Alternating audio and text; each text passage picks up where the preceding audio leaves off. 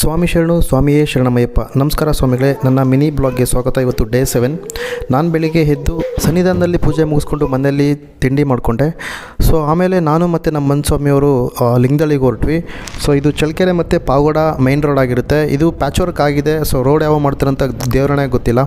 So ಆದಷ್ಟು ಬೇಗ ಆದರೆ ಒಳ್ಳೇದನ್ನಿಸುತ್ತೆ.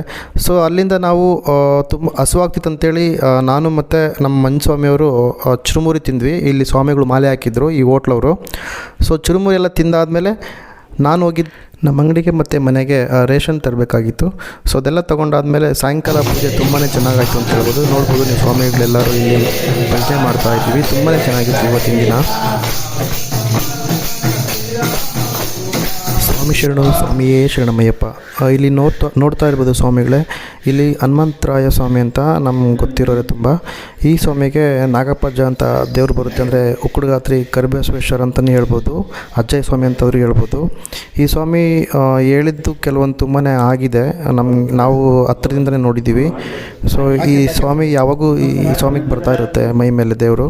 ಇವತ್ತಿನ ಪೂಜೆ ತುಂಬ ತಿಗೋಣ ಸ್ವಾಮಿಗಳೇ. ಮುಂದಿನ ಬ್ಲಾಗಲ್ಲಿ ಥ್ಯಾಂಕ್ ಯು ಫಾರ್ ವಾಚಿಂಗ್.